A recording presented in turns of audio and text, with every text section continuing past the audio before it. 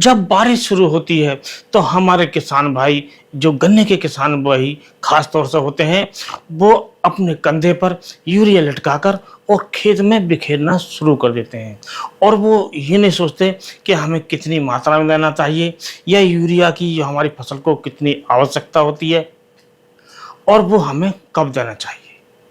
जो हमारे किसान भाई गन्ने के होते हैं, जो समझदार किसान भाई अधिकतर होते हैं, तो वो अपने गन्ने की फसल में जो यूरिया देते हैं वो संतुलित मात्रा में देते हैं, ना तो कम देते हैं और ना ज़्यादा देते हैं। तो उससे गन्ने की जो उपज मिलती है वो ज़्यादा मिलती है।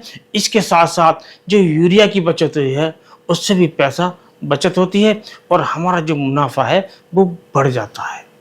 तो हम जब किसान भाई गन्ने की बुआई करते हैं तो उस समय जो खाद का प्रयोग करते हैं, चाहे वो डीएपी का प्रयोग करें या एनपीके 12-32-16 का प्रयोग करें या सिंगल सुपर फास्फेट का प्रयोग करें, और उस समय करते हैं और करनी भी चाहिए।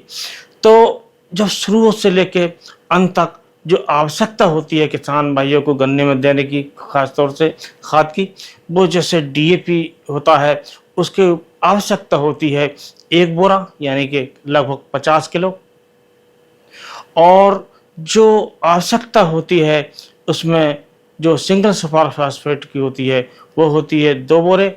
और इस प्रकार जो आवश्यकता होती है आपका जो होता है जो एमओपी यानी कि म्यूरेट ऑफ पोटाश, तो उसकी होती है 25 से 30 किलोग्राम। और जो हमारे किसान भाई अनाधुंध यूरिया का जो प्रयोग करते हैं तो यूरिया की जो मात्रा वो होनी चाहिए लगभग 150 किलोग्राम। और ये जो अब हम बात कर रहे हैं ये कर रहे हैं गन्ने में पूरी फसल की। तो पूरी फसल की बात जो है इसमें होनी चाहिए और यूरिया को हमें संतुलित मात्रा में प्रयोग करना चाहिए।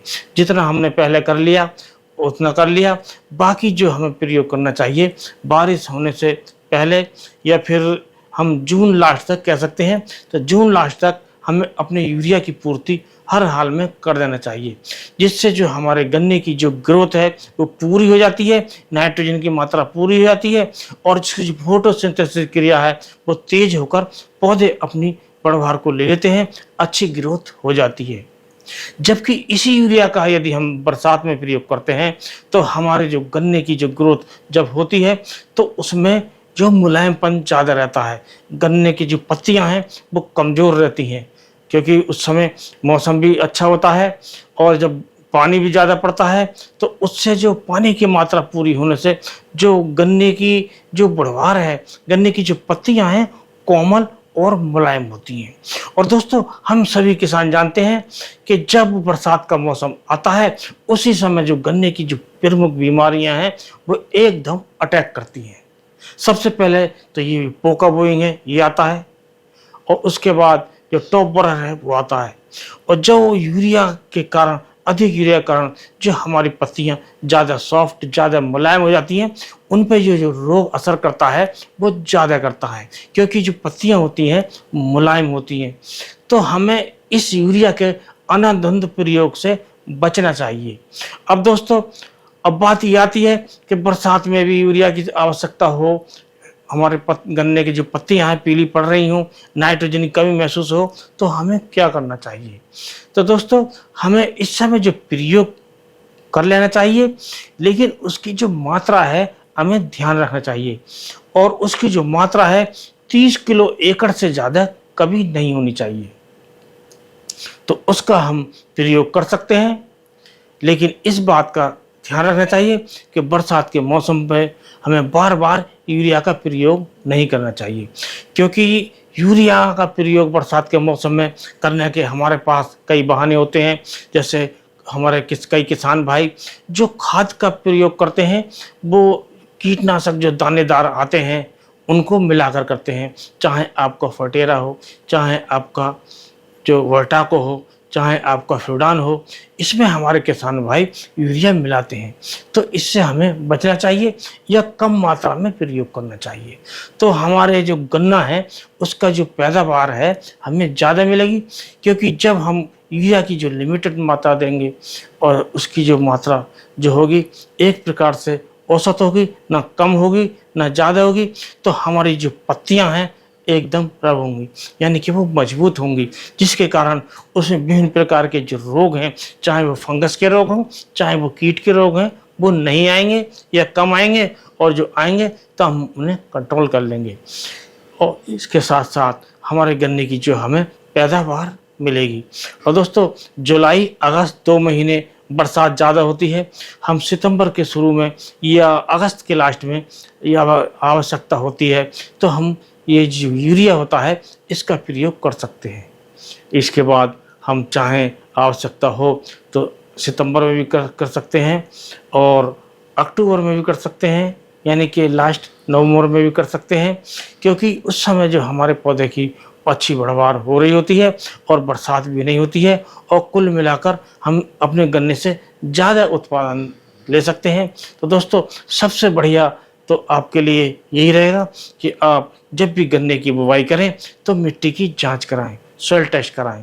उससे पता लग जाता है कि हमारे गन्ने के खेत में जो हम बुवाई कर रहे हैं उसमें जो मात्रा है नाइट्रोजन की कितनी है, फास्फोरस की कितनी है और पोटेशियम की कितनी है।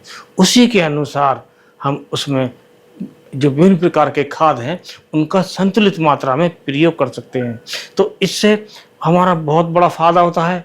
सबसे बड़ा ये फ़ायदा है कि जो खाद की बचत होती है, क्योंकि जिस चीज़ की आवश्यकता हमारी ज़मीन में ज़्यादा होती है उसका हम कभी कभी कम प्रयोग करते हैं जब अंदाजे से करते हैं, और जिस चीज़ की उसका आवश्यकता कम होती है उसे हम ज़्यादा कर लेते हैं, तो उससे जो हमारी खाद की बर्बादी होती है। और जबकि ज़्यादा खाद देने से कोई लाभ नहीं होता है बल्कि उससे हानि हो सकती है। तो इसलिए हमें जो खाद की मात्रा है इस प्रकार के ध्यान करके करनी चाहिए। ख़ास तौर से बरसात में हमें जो खाद की जो मात्रा है, जो यूरिया की जो मात्रा है, उस पर बहुत ध्यान देना चाहिए। संतुलित मात्रा में प्रयोग करना चाहिए, ज़्यादा मात्रा में कभी प्रयोग नहीं चाहिए। अब बात आती है कि कुछ किसान में कहेंगे कि भाई जब आवश्यकता हमें दिखाई दे तो फिर क्या करें। तो उसके लिए आप कर सकते हैं जो एनपीके स्प्रे वाले आते हैं उसका आप प्रयोग कर सकते हैं, जैसे नाइट्रोजन, फास्फोरस, पोटास, इनमें अलग अलग मात्रा में होते हैं। जो एनपीके 19-19 होता है उसमें नाइट्रोजन 19% होता है, फास्फोरस 19% होता है और पोटेशियम भी 19% होता है, जो एक प्रकार से संतुलित खाद है और जो हमें शुरुआती अवस्था में हम इसका प्रयोग कर सकते हैं।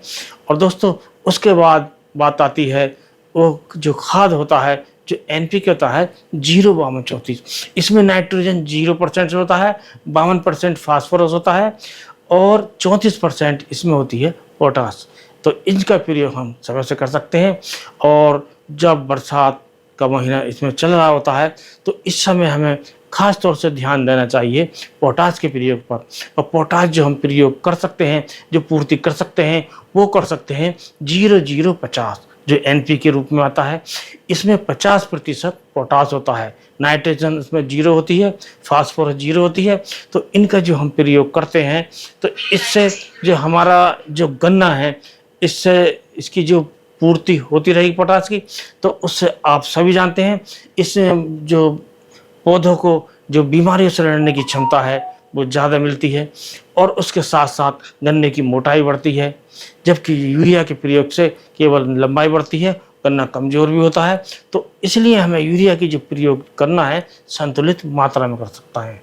तो इस प्रकार हमें बरसात के समय पर खास ध्यान देना चाहिए, और यदि हम इन चीज़ों का ध्यान देंगे, इन चीज़ों का प्रयोग संतुलित मात्रा में करेंगे तो हम गन्ने से ज़्यादा और स्वस्थ फसल ले सकते हैं, ज़्यादा उत्पादन ले सकते हैं और ज़्यादा मुनाफा कमा सकते हैं। तो दोस्तों, आज की वीडियो में बस इतना ही। अगले वीडियो में नए टॉपिक के साथ फिर मिलते हैं, लेकिन चलने से पहले आपसे अनुरोध करेंगे यदि आप चैनल पर नए हैं तो चैनल को सब्सक्राइब करें, वीडियो को लाइक करें, और वीडियो के लास्ट में बेल आइकॉन आता है उसे प्रेस करें ताकि नोटिफिकेशन सूचना आपको समय से मिलती रहे, और नोटिफिकेशन के कारण आप हमारे वीडियो लगातार देखते रहें।